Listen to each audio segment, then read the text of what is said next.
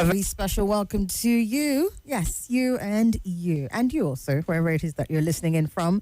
It's the Hard Facts this Wednesday, which makes it the midweek special edition of the show. My name is Somi, and it's good to have you here. Thank you for keeping it locked all the way from the first live broadcast early on in the day with the deacon himself and continuing all through up until this time. It's good to have you here. Well, as you know, the midweek special, I don't do it alone. I do it with the most revered, our very own Dr. Majeed Dahiru, who is here nicely seated in the studio. Very good to have you here, sir. Thank you very much. Thank you so much. Good to see you looking good. Am I looking good? Yes, you are. Really? Yes, you are. So don't set me up. No, but seriously. Yeah, it's good to see you. Welcome. All right, as you know, we take on some of the biggest national issues from the beginning of the week, even up until today. So we're going to be looking at a cross-section of stories, and we hope that you join us to have those conversations across all our social media platforms, especially on Facebook and YouTube, rather, where we are streaming live. Okay, go to Nigeria Info Abuja to be part of the conversation, and also so that you can have a very immersive experience as we delve into some of the stories. Starting with this one here, I'm interested in finding out Dr. Majeed's take on the service chiefs. Apparently, their screening began today, and as at the last report I saw, the Senate confirmed Chief of Defense Staff designate General Olufemi Oluyede. He's confirmed already. He's been cleared barely an hour after he and his other nominees arrived at the complex amidst tight security. It was sort of a bit of a shake-up last week Friday when news broke that I think there's only one that was retained, and all the other service chiefs were reshuffled, if you would. It's good to hear your take on that, because there are a lot of analysis going on and people trying to rationalize why that happened and if it's going to make any kind of difference as far as the state of security in the country. So I'd like to hear your thoughts on that, even while the screening is ongoing. No, the rejigging of the leadership of the defense security services. Yes, sir. Which has resulted into the removal of service chiefs, the chiefs of naval and air staffs, and the elevation of the chief of army staff to the position of the chief of defense staff, as well as the retention of the chief of defense intelligence. Yes, CDI. For me, routine activities are the discretion of the commander-in-chief. He can actually decide to even sack this was now that at the National Assembly trying to undergo screening. He can announce the removal even now. It depends on what he thinks, how he thinks he needs to reposition the leadership for effective performance. Because ultimately, you know now, it is the president and commander-in-chief that we're going to hold responsible for anything that happens in the country, not necessarily his agents by way of service chiefs. Yeah. Now, particularly in this case, this follows a regular pattern, actually, of service chiefs appointments and removal. Usually when service chiefs are appointed, it always results in mass retirement of senior military officers to the appointed service chiefs because of the strict seniority rule in the Nigerian Armed Forces. Yes, sir. Unlike in the U.S. Armed Forces, where it is merit-based. In the U.S. Armed Forces, for instance, if your junior is appointed as a service chief, maybe as the chief of the army staff of the United States, you're going to work under him without there's no conflict of seniority there. Because it is merit-based. It's a merit-based system. So you're working at your own pace and you're getting rewarded at your own pace too. So it doesn't usually result in retirement of senior military officers. But in countries like Nigeria, which is patterned after India, Pakistan, and some other such countries, is a strict seniority rule base that we follow here. That a senior military officer cannot work under a junior officer to him once they are appointed as service chiefs. Now, the outgoing service chiefs were drawn from the regular course 39 of the Nigerian Defense Academy, Nigerian Army, and were commissioned into the Nigerian Armed Forces in 1992 September. So by September this year, they have served 33 years in service. And so, if you also ask me, I think they have really put in their best. They have served, they've really put in their most productive years in service to their fatherland. And the set was particularly lucky. The three services were headed by members of the same 39 regular corps. Oh, okay. And also, the current chief of defense staff designate is also from that regular corps 39.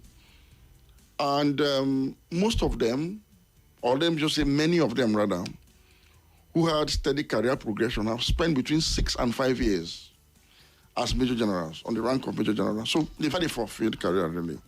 And for me, the decision to ease, to let them go so as to allow, their juniors to also grow in the ranks and fill up available spaces is very much in order. I say this because Nigerians will tend to forget that when Buratai was retained for 6 years, there was this, in fact, it was riots. Rancor. Every week we're here discussing change of service chiefs, change of service chiefs. So if the president has done the same thing we've been asking for, after those, this is about 2 years that they spent on the position. It's always very, very okay. If you spend 2 years as a service chief, you've done your best. And because I'm familiar with some of these military officers, I can tell you that most of them, particularly this regular corps that is just going now, have really served the country in various capacities because they enlisted into the army at a time that Nigeria was transiting from one stage of our development to the other. They were caught up between transition from military to civil rule. So they experienced military rule, and then they were still mid-career officers when we transited to civil democratic rule. So there are some of those sets that were privileged to have experienced both systems. So I know for certain that most of them served as lieutenants and captains in Liberia. Yes. They also served in Sierra Leone. They were among those who were deployed to Sierra Leone to restore democratic rule in Sierra Leone between 1997 and 1998. From there, they served in Bakassi during the crisis between Nigeria and Cameroon in Bakassi. Some of them served as commanders in the STF when they were lieutenant colonels and battalion commanders. In fact, as colonels, a lot of them were also defense attaches to the various countries at the front advisors, which is like a diplomatic position. Right. When they became brigadier generals too, a lot of them also served as brigade commanders in the theater of Operation Hadinkai. And when they became major generals, a number of them were GOCs, garrison commanders, and other strategic positions. So I think they've had a really, really fulfilling career, and it is time to take it back. After 33 years of serving your fatherland, and they are not being dismissed, they're just being retired. It's like, okay, voluntary retirement. And they're going to go home with the full complement of their severance packages and all the complement that comes with having attained the rank of a major general and having served this length of time in the armed forces. So what I'm saying in essence is there's no cause for alarm at all. So it's basically just some routine, it's very much in order. Activity. Very much in order. It has nothing to do with any speculation here and there. No, it is usually after 2 years it's good to change service chiefs. It's usually very much in order.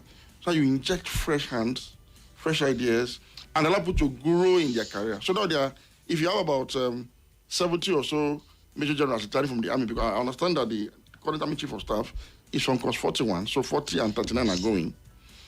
It means those that are in 42, 43, and maybe 44 that are due for major general promotion, at least there will be some spaces for them to come on board and put in their best too. And the cycle continues like that routinely, so there's nothing wrong with it. All right. Beyond the routine of the activity, if we were to give some sort of what's the word now? If we were to assess what they've done, I know you said they've put in their best, they've served the motherland and all of that. But the fear, I think, is that this may just be a little too routine because the screening is going on today. I don't know what the basis or the merit by which some of these people are some of these military officers are being, how would I put it now?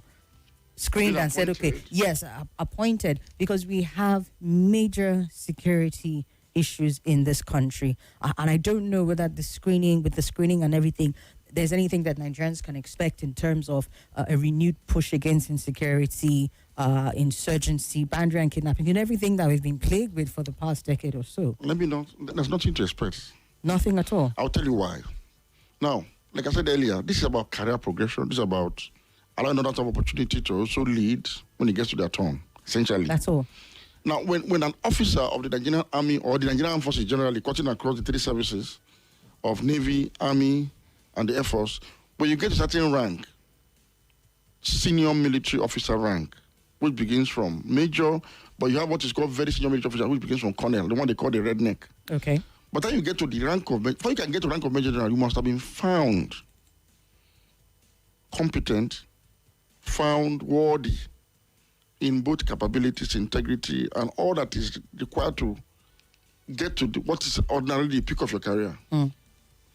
So anybody that gets to that rank, anybody there is deemed qualified to lead the armed forces. Because if you are not qualified, if there's anything in your record that shows that you cannot lead, I don't think you can cross from colonel to brigadier and from brigadier to major general. It's that strict, really. So if there's anything that puts a comma in your service records, you won't get to that level before you even consider from the ranks where military service chiefs are appointed. So normally when somebody gets to that rank, it means that to some extent they have distinguished themselves before they even got promoted. And if you look at the incoming Army Chief of Staff, he was once the theater commander of Operation Hadinkai. Before then he was GOC 7th Division, still in the theater of the conflict in the Northeast. I think, if my memory serves me right, I think he also served briefly as commander of the Multinational Joint Task Force. So he has had several command positions, which means that he is capable, he is responsible enough to now command the entire Nigerian Army. It is the same thing with the Naval Chief Designate, the same thing with the Air Force Chief Designate. Okay. But one thing I find very interesting and very commendable about this appointment, and I must say it, is this. It reflects federal character. You know, something we've been talking about over and over again. And why is this important? You see, the first step towards securing any country, any nation, any geographic entity, is the national unity of the constituent peoples. And for you to achieve that, it means you must treat all sections with the principles of equity, fairness, inclusion, and justice. Now, consistently, for the second time now that the president is appointing service chiefs, it is commendable that President Ahmed Bola Tinubu had corrected one of the anomalies of his predecessor, who in 8 years refused to appoint anybody from the Southeast geopolitical zone into any of the leadership positions of all security services, both internal and defense. So as we speak today, among the services that have just been appointed or reappointed, the Chief of Defense Staff Designate is from the Southwest. Right. The Chief of Naval Staff Designate is from the Northwest. The Chief of Air Staff Designate is from the Southeast. That's the Air Vice Marshal Sunday Kelvin Aneke. Yes. Now, the Chief of Defense Intelligence is from the South-South. The NSA remains from the Northeast. Now, when the President also made his first appointments to when he came on board, he similarly appointed the Chief of Naval Staff from the Southeast. He appointed the Chief of Army Staff from the Southwest, appointed the Chief of Air Staff from the Northwest, and appointed the Chief of Defense Intelligence from the South-South. So we've seen a repeated pattern where all sections of the country are represented in the leadership, and at the apex leadership of the defense leadership architecture. This is the first step towards commanding national loyalty first, before their task of restoring peace and order can be attained. If there is inherent injustice, even in the appointment of service chiefs, those are supposed to come and ensure peace and security, it means you have already created a very difficult task for them ahead, because a country that is divided can never know peace, can never have security. So with this, the president himself has taken a first step to make their job easier for them. And so I hope that they will leverage on this and do their best. Now, when I said that I don't expect anything too much, is that everything still boils down to the political will, right, and the president's decision or otherwise to see to the end of insecurity. You see, The military operates within a rule book, statutory, is there. They have doctrinal commands. Everything is laid out already. Anybody can just fit in. So it depends on the political will that is required to combat each or contain each of the theaters of conflict in Nigeria. So everything still relies on the political leadership. You see, let me put it this way. The military heads are like robots in essence. It's what you feed it with that it will actually give you back. Because it's a structured command and control establishment. So what they're going to do will depend largely on what the political leadership wants them to do and to give them the enablement to do it. You've heard of things like inadequacy of troop numbers in Nigeria. Yeah. I mean, the Army Chief of Staff cannot manufacture troops. You've heard of inadequacy of equipment, paucity of welfare. You know, these are inherent challenges. The services on their own cannot solve these problems. It's the political leadership that provide the financing, the money, and the monitoring and evaluation to make sure that they do not misuse what was provided for them. Okay. So we still need to hold the leadership accountable. Okay. All right. Thank you so much. So let's take a quick break. When we come back, we'll look at some other stories. But let me correct that. The break might not be as quick. So please be patient with us if it takes a little longer for us to get back on the conversation. But stay with us. We will definitely be back. Everyone says I'm beautiful and bold. They say I'm fashionable. And to cry.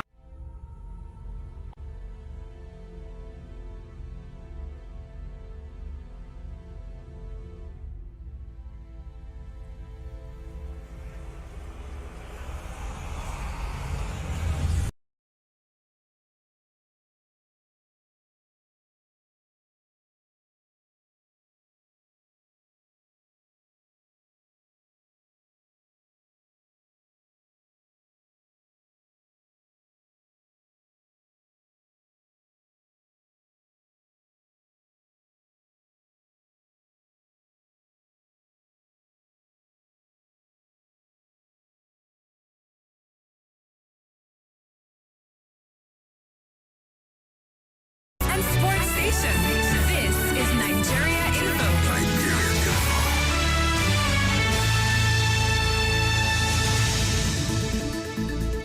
Politics of our nation. They have that right to protest. You know, there is no need to go there and now start shooting. The current affairs of our state. Everywhere we have gone to, the dirt of Abuja is not on the surface. All at your fingertips on your Let's Talk station. 95.1 Nigeria Info. Let's talk. It's all talk And more talk. on Nigerian's #1 talk station. This country needs a marshal, needs a sheriff. In some particular societies, especially in my tradition, a woman is not allowed to inherit land. Issues that get your attention. This thing has been a carryover for the time of Jonathan. Yeah. And they continue this billion. Your views against all odds. My word is that why those households, why are they not following up their job? Like The intense conversation. It has to be given to her now based on sentiment. These are some of the challenges that women go through on a daily basis. Okay, bro. And that is All and more on Nigeria Info. Let's talk. There are rights written in black and white in Nigeria's constitution. Rights that belong to you. This is Nigeria. Right to personal liberty. Section 35. Picture this. You're buying suya in Wuse 2, enjoying the evening. Suddenly, someone drags you off and locks you in a room. No explanation, no charge, just vibes. Scary, right? That's why Section 35 gives us the right to personal liberty. It means nobody can just pick you up and keep you locked away unless the law says so. And even then, there are strict rules. For example,